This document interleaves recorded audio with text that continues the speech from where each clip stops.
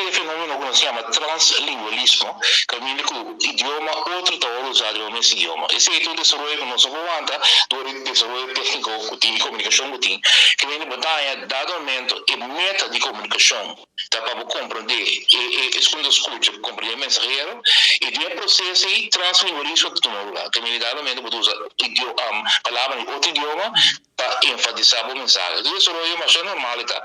E também é next level de multilingualismo, tá translingualismo.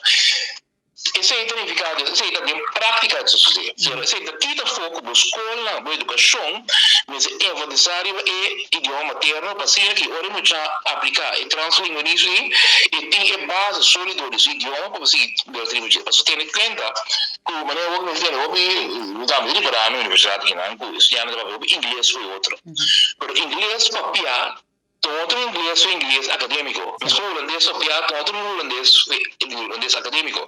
Ora, para a nível acadêmico, estava assim, outra base, o papo inglês ou papo holandês. E se não logra que sim, a minha melhorada sim, é meu idioma popular. Então, se você tem uma base sólida, a base zero, e nível como compreender o idioma acadêmico, tanto no holandês, no inglês, no espanhol e outro idioma.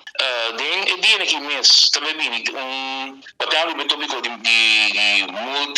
idioma mortal, também tem prestação chiquita de resultado, de onde os atuando lugar em Caribe, ou em Caribe, na riba, isso lá, outro de